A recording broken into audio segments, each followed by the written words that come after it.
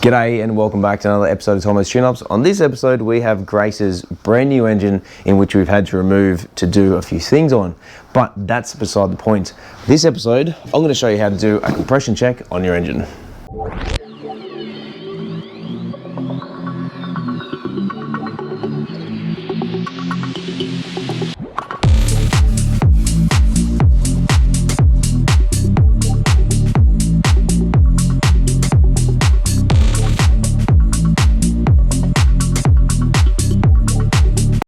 So, welcome back to the channel. Thank you very much for tuning in. Like I said, this is Grace's new power plant. Yes, it does have some gloves in the rocker cover, only because we took the oil cap off to drain the oil and do some other repairs.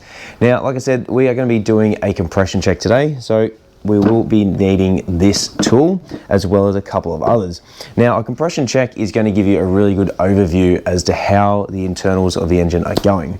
If you're buying an engine for the very first time and you're unsure how it's going to perform, without starting it because it hasn't run for a while, a compression check is going to give you the best answer to determine whether it's going to be worthwhile buying it or even rebuilding it.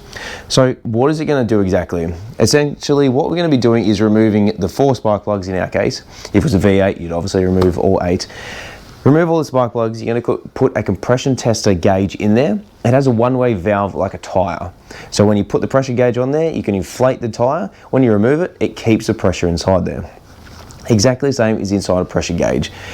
From the combustion inside the cylinder, so once the valves are closed and the piston rings are sealing, that's provided they are sealing because they're not worn, it is going to create pressure inside that cylinder. That pressure is then going to go up through the gauge, and then we're going to crank it so many times to determine if the pressure inside there is good, get the same reading on each cylinder, and then move on. Now, you're going to need a couple of things for it. The first thing is a compression tester. These are fairly readily available from pretty much any auto parts store. This is a snap-on one. It does have a couple of different attachments, pretty straightforward. Depending on the size of the spark plugs as well, whether it's 12 or 14 mil, you will need a different adapter. So remove your spark plugs, and then what we want to be doing is putting the pressure gauge in one cylinder, tightening it up just by hand, and then we're going to hit the key. Now, when you hit the key, it is important to make sure that you give it full throttle. So you want it to have maximum volume to the cylinder. That way there's nothing going to be obstructing it from the throttle body or the carburetor in our case, all the way through to the engine. I generally like to crank it over about 8 to 10 times. You'll hear the engine kind of jump a couple of times, so it'll go da-da, da-da, da-da, and it'll keep going, and then you kind of count the amount of times that it's doing it, or even how many times the gauge moves. So for a standard engine, you probably want about 160 PSI or higher, depending on what type of engine it is. In our case, we want to probably aim for that. We're not going to do it on Grace today because there is no oil in it at the moment, and I don't have everything wired in. Now, once you take the readings, you want to do both a wet and a dry test. A dry test means that all the plugs are removed, you're putting the gauge in there, you're then going to crank it over, let's just say 8 to 10 times per cylinder, write all those measurements down. Once you've done the dry test, you're then going to go and do a wet test. A wet test is when you put oil inside each of the cylinders. If you have a small oil can, you only need probably 1, maybe 2 squirts. Put it inside there and then redo the same test again and record the notes. Now, I have spoken about this in a magazine article in which I wrote for the Mini Car Club in New South Wales. Essentially, what the wet test is going to do is once the oil is inside the cylinder, it's then going to dissipate out to the sides of the cylinder wall. If there's any fault with the piston rings, for instance, it's then going to create a seal, which is then going to increase the pressure inside the cylinder. If, for instance, we had 90 PSI when it was dry, but then it cranked to 140 or 150, once we put some oil in there, we know that the piston rings are fried.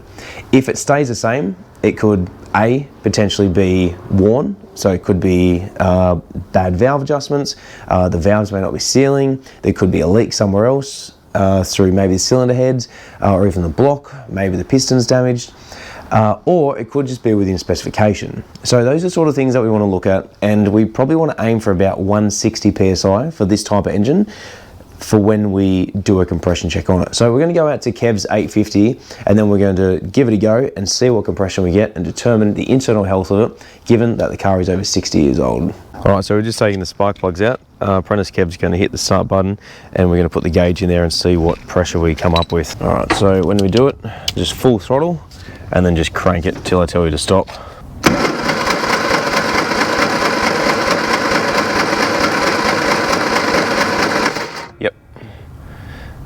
Not looking good. 45 psi.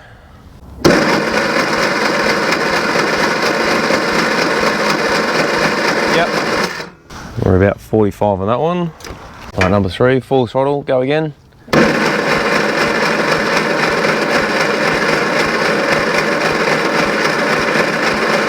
Yep. Oh, that one's not good. That's 30 psi. Let's give it one more go. All right, full throttle, let's go.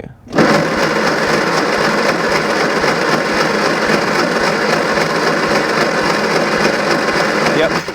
All right, cool, 30. It is important to note as well, not only with the battery being fully charged, but also the seal at the bottom of the tester needs to be intact. If it's not, and it's not sealing properly, it's going to be leaking out compression around the outside, so make sure that seal is in good condition. All right, let's go through and do a wet test. Okay, so I do have some old dashboard oil here. I have emptied out and put engine oil in there. All we're going to do is just put in there a couple of drops, and then we're going to redo the same test. And then if the compression raises, we know that the rings are fried. If it stays the same, well, then it's probably a combination of rings, valves, gaskets, and potentially worn internal components. Full throttle, let's go.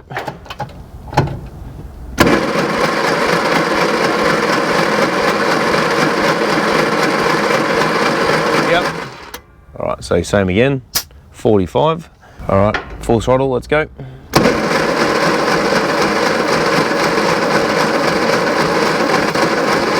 Yep.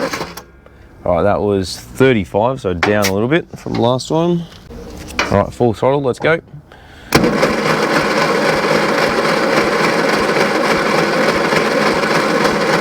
Yep. Okay, that was only 15 psi on that one. All right, lucky last, let's go.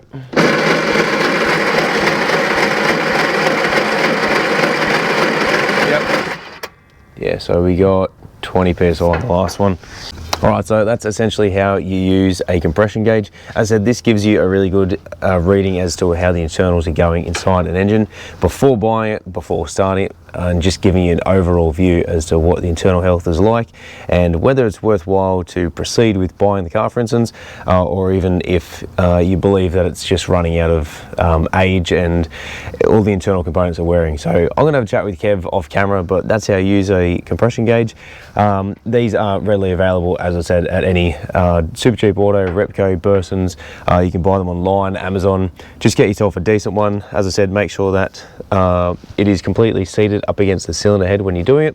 Make sure that everything is in check, so there's no leaks whatsoever, that the valve is fitted correctly. If it's leaking and it's not getting compression, make sure that you diagnose that beforehand. But that's it. Hope you liked the episode. We'll catch you on the next episode of Tomo's Tune-Ups.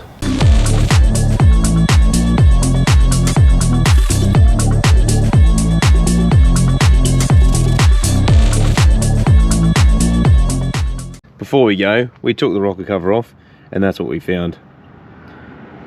Kev's milkshake brings all the boys to the yard.